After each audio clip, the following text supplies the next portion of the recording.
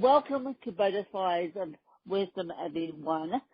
And just a quick programming announcement as we do this podcast. I am literally trying to save my podcast as we speak, Butterflies of Wisdom. I have decided to do it mobilely, upload to my podcast host, which is Lipson mobilely. So just bear with me as I go through the process of a dying Judith, and hopefully I can save the podcast mobilely. I am hoping for the best, but I know I can because I know I have the technical aspects down, and I am dealing with a computer that's dying next week. And so enough of my programming announcement. Today is going to be a really interesting episode because I have Dr. Kyle of the Mission Family Chiropractic podcast on with me. And Dr. Kyle and I are going to talk about chiropractics and disabilities, and I'm going to throw some baseline questions in there too. So we're going to have fun. So without further ado, I'm going to let Dr. Kyle take it away. Thank you so much, Wynn. It is such an honor to be joining you on Butterflies of Wisdom today. I just feel so grateful and thankful, and again, honored to be on the show today. Thank you so much. Well, I'm honored to have you. Now, the first question out of the chute is going to be a bit about chiropractics, which is in your field, and then we'll get to why you started the podcast and all that good stuff. But for those of my listeners who are listening to this and who are disabled and who are able-bodied and want to get their back tracked or want to do all that good jazz, what would you recommend the first step would be if someone was going to see a chiropractor in their local area? Excellent question there, Wynn. And yes, to respond, obviously I am extremely passionate about artful chiropractic adjustments and the way that they affect the central nervous system. And I think what's most relevant for your listening audience is especially that people that have any kind of a disability, chiropractic care is a fantastic, basically, thing you can do in conjunction with all of the physical therapy that you might be doing or even the medical care that you might be receiving as well. Now, in my practice over here in Michigan, I run a family wellness clinic. So it's not like I'm seeing, every other patient with cerebral palsy or with ALS or myasthenia gravis or something like that. But what I'm saying is the artful chiropractic adjustment can be a great thing to include as a quality of life tool, as a thing to manage whether you're having pain or whether you have tight muscles, because what chiropractic adjustments do is they profoundly influence and improve the central nervous system. So when you look at motor neurological diseases like cerebral palsy, Parkinsonism, ALS, myasthenia gravis, even muscular dystrophy, chiropractic adjustments can be a great thing to use in conjunction with the standard medical recommendations. Does that make sense to you, Wynn? That makes complete sense. But remember, this is a layman's podcast, so you're speaking to a person with a PhD in cerebral palsy. I've had my PhD for 30 years. I'm laughing at myself as I say that because someone should have given me a PhD in medicine.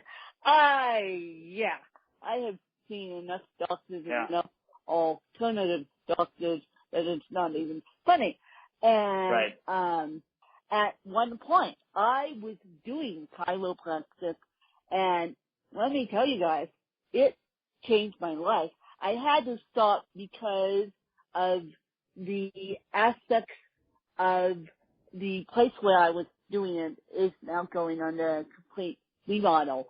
But when they open back up, if I have the opportunity to do it again, I will take it back up in 2 seconds flat because the manipulations they did on me were amazing. They made my back feel better. Well, my back feels better now.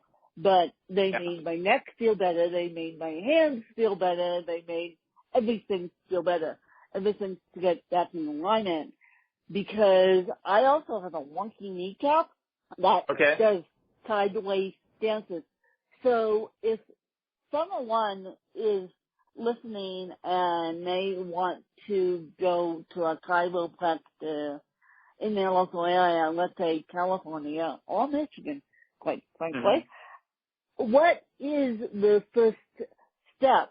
Do they obviously fill out a medical form because chiropractors don't want to be sued for doing malpractice? So what is the first step to someone getting healthy? And no, chiropractic doesn't cure, it cures pain, I shouldn't say that, but it doesn't cure the disease like the cerebral palsy altogether. It cures the pain from the cerebral palsy, though. Yeah, exactly. Great question there, Wynn. And again, I'll speak to what things look like on a practical level here at the Michigan Family Wellness Clinic. But essentially, when a new patient comes in, they're filling out a thorough history. We're going to do a full, thorough exam way before we even think about starting in with any kind of adjustments or treatment. And that's going to really bring up any kind of conditions, whether they be a motor neurological, condition like cerebral palsy, or maybe even a motor and sensory condition, like multiple sclerosis or something like that. But yes, to what you're saying, you do need to have the correct, expectations or the proper mindset. Just like you were saying, chiropractic adjustments, realigning those spinal joints is not going to, magically fix and cure a permanent, non-progressive motor disorder like cerebral palsy.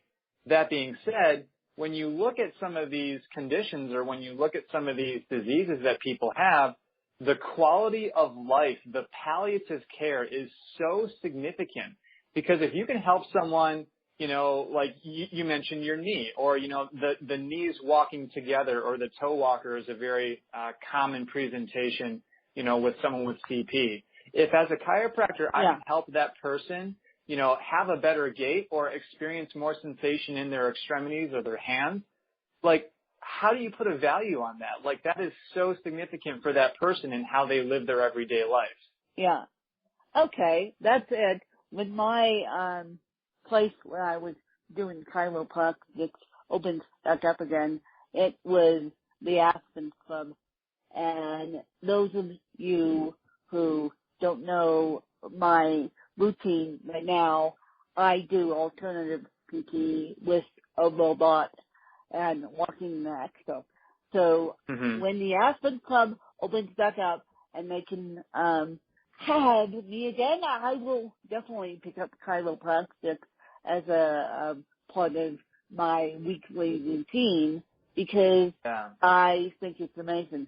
Absolutely. And just to further explain this, to further give your listenership more context, with all of these, especially conditions that involve disability, the brain is involved, okay? There's some lesion, if you will, with the brain, or there's a lack of oxygen to the brain. So when you look at what chiropractic adjustments do, by adjusting the spine, you're actually improving the neurologic function of the brain. So you're indirectly influencing brain function through that musculoskeletal care. So I really want people to be able to digest that and appreciate that because this is a non-drug, this is a non-surgery approach to profoundly influencing and impacting people's lives. Just to give you one other thing for your listeners there, when this application of chiropractic care is actually being applied. I went to graduate school down in St. Louis, and they had a clinic. It was called the Paraquad Clinic, and it was specifically for people that had motor neurological diseases and motor and sensory neurological conditions. A lot of my patients were actually multiple sclerosis, people that have MS, and they were receiving chiropractic care to help improve the quality of life with their MS. Now, again, we weren't curing people of multiple sclerosis. We weren't fixing that completely, but we were profoundly helping the way that they live their lives and the way that they experience life through this conservative, artful, careful care. Does that make sense? That makes complete sense. And as I said to you guys, I'm going to pick up chiropractic again once the Aspen Club opens up, and I will. I might even do a podcast episode on it if I can find some. If I can find out about it soon, I will, because quite frankly, it made me feel like a new woman. And even though we're not curing cerebral palsy, we're helping cerebral palsy, and I need all the help I can get. I need all the help I can get. So, okay, I have a question for you, Kyle. Why did you start the podcast, and what has been your favorite episode you have done? Great questions there, Wayne. Yeah, so just to give people context, I have the Michigan Family Wellness podcast, which I'm sure we'll reference later, but I also have what's called the Michigan Family Wellness Clinic, where I myself, Dr. Kyle Wallner, I am the family wellness chiropractor at that clinic. So to respond to your question, I started the podcast as a way to communicate with my current patients, to build the relationship with new patients, an easy way for people to get to know me better who might be considering artful chiropractic care in the clinic itself. Okay, so you did it as a form of building up your business. Well, yeah, essentially to build the relationship. Yep.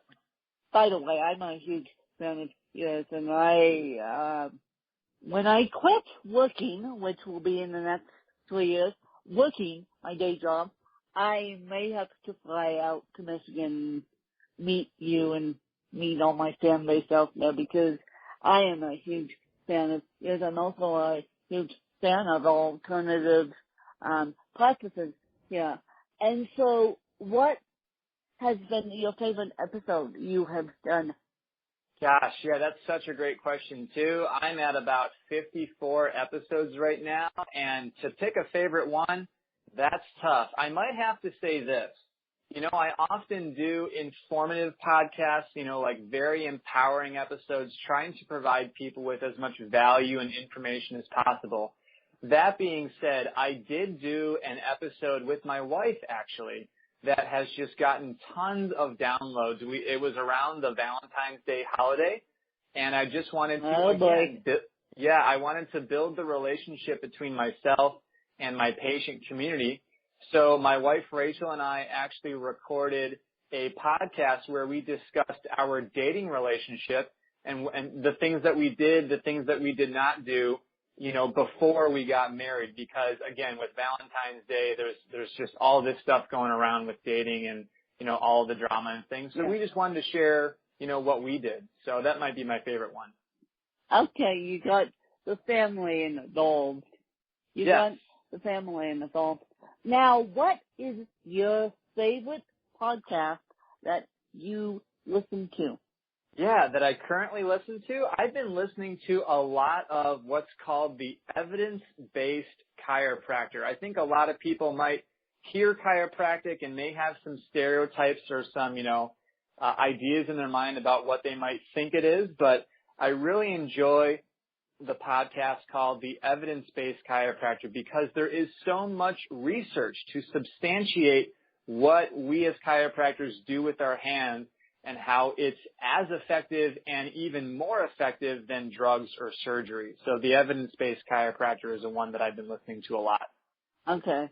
So it's another chiropractic podcast, but that still counts because there's a ton of research along the lines of CP and chiropractic, multiple sclerosis and chiropractic, everything under the sun, because you're not only saving people, you're saving the medical system thousands and thousands of dollars because people don't have to go into surgery for their back and spend days and days flat on the backs in the hospital.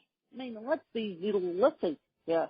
You are all chiropractors are the angels of manipulation because people don't want to go under the knife. People don't want to spend hours and days in the hospital. Exactly, Wynn. Yeah, there are so many models. There's been so many studies done that say or suggest really that you really will save money by doing wellness and preventative care like seeing a chiropractor versus the cost of the emergency care, the standard medical model. It's just too it's so expensive. Now, granted, we do need those mechanisms in place. You know, gosh, if I ever were to get in a car accident, I mean, take me to the hospital, you know, like get me out of pain. You know, if I ever do need surgery, I'm glad that we have the surgeons and the healthcare model that we do have in this country. However, once I'm discharged, like once I'm out of the hospital, you know, I'm going to be going to my chiropractor, my massage therapist, my acupuncturist, because those are the people that are going to keep me out of going back to the hospital, if that makes sense. Yeah, exactly. Because, and I'll keep doing robotic PT because those are the people that will keep me out of the hospital. It's so funny because I was on a podcast being interviewed by someone else, the Alternative Health podcast with Ashley James, and we were talking about opioids and cerebral palsy, and I was saying, I'm not on any opioids, and she just looked at me like she was shocked because, it comes out today, you guys, the day we're recording this interview, and I'll try and get this interview up by next Monday, and it's on the feed. But I think the opioid epidemic is something that I don't want to be involved with. Exactly. Yep, there are so many people just, you know, addicted to their medications, whether they be opioids, whether they be benzodiazepines, SSRIs, you know, or gosh, there's just so much drug addiction, pharmaceutical addiction. And again, people, gosh, sometimes I'll be honest, I see this, you know, in real life too.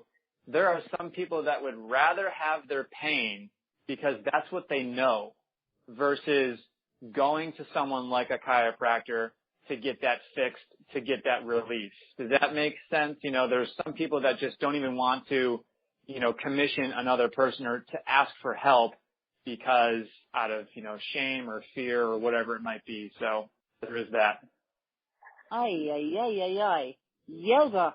That's another whole podcast in itself, asking for help from the medical community.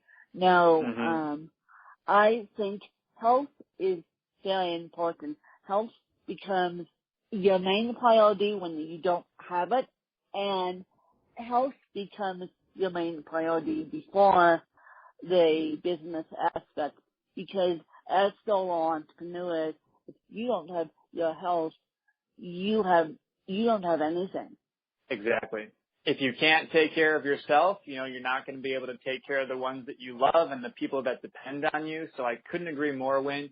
You really have to be able to take care of yourself and address your own health needs first before you start, you know, thinking about the life of whatever it might be. You mentioned the entrepreneur that might have a business, or, you know, you're not going to be able to perform well at your job or take care of your family if you aren't able to address your own health needs first.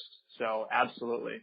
And so what is the youngest patient you had? Great question. Yeah, the great thing about chiropractic care is that you can see people from the cradle to the grave, honestly, you know. So the youngest patient that I have currently is actually only a couple months old, not even a year.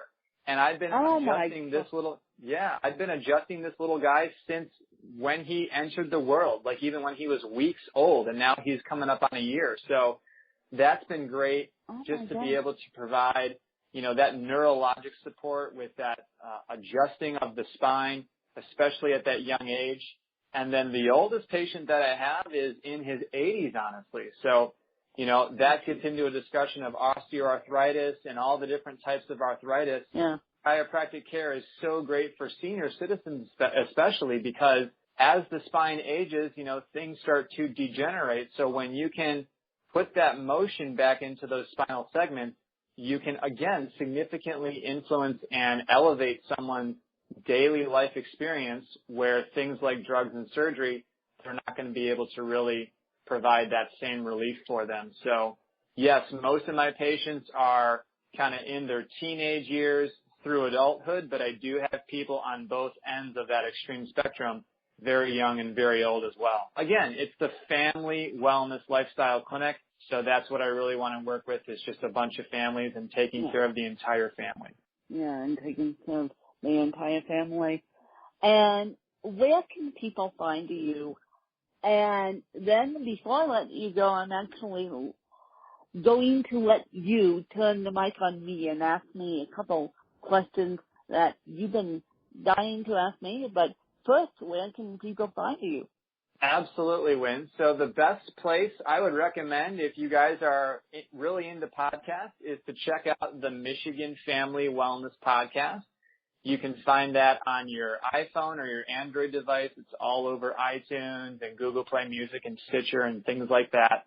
Furthermore, if you wanted to learn more beyond that, MichiganFamilyWellness.com is a great place to start, where you can get in touch with more things associated with the podcast or social media, Facebook, Instagram, things like that. Those are great places to go learn more about chiropractic and myself. Well, as I said, this is a great podcast. You guys should listen to it and send Kyle feedback and make yourself healthier in the long run. Absolutely. And so, Kyle, what questions do you have for me? Yes, thank you, Wynn. I wanted to ask you some of the similar questions. So why did you start your own podcast? Because I wrote a book and people, complete strangers, opened up a can of worms and they basically said, how do you do all this while managing a disability, CP?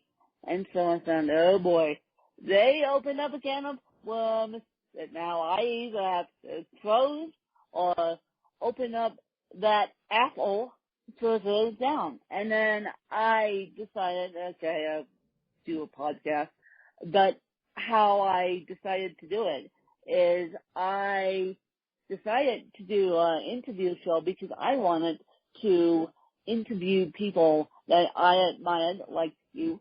And then I started to infuse my story with it. And yeah, so that's how Butterflies of Wisdom, aka Wings of Women of Wisdom, was born. Brilliant. I love it. I just really think you're such an inspiration to so many people, especially people with disabilities. Honestly, I do not know of any other people who are podcasting and writing books that currently have, something like CP or another disability. So I think you're really inspirational in that regard. Wynn, do you have a big goal on the horizon that you might want to share with myself and the listenership? Is there anything that you've got, kind of on the horizon in terms of something you really want to accomplish in the future? My two big goals are, one, to get on the New York Times bestseller list. That will only help with my work, and get one of my books on the New York Times bestseller list.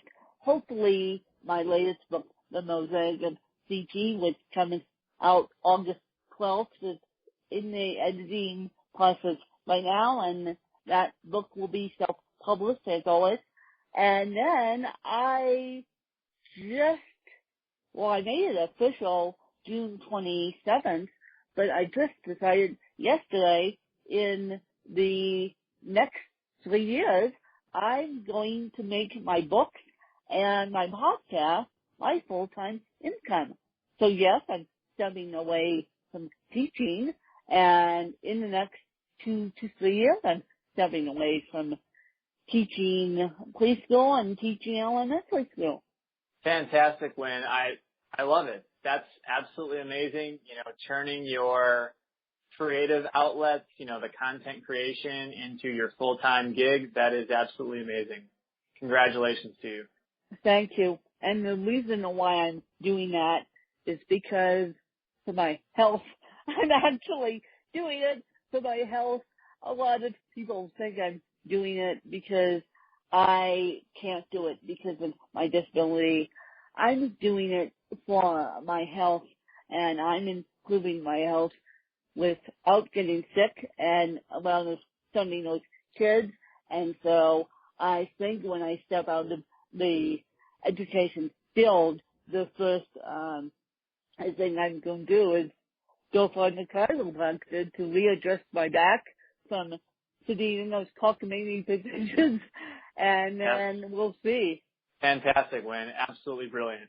Talk to Kyle. I think we need to do part 2 of this episode because I want to talk to you more about MS and the studies they have done in that. I also want to talk to you more about CP and do a deep dive on the studies of CP. And I just think that chiropractics are the best thing on the planet. And I think you guys should all go look for chiropractic before you go look down the surgery rabbit hole. And this is coming from a chiropractor and myself, a woman who's been dealing with a chronic disability for 30 years. And so I believe in alternative medicine, and let's go make this world healthy. And I hope you guys enjoyed another fabulous episode. Thanks to you guys.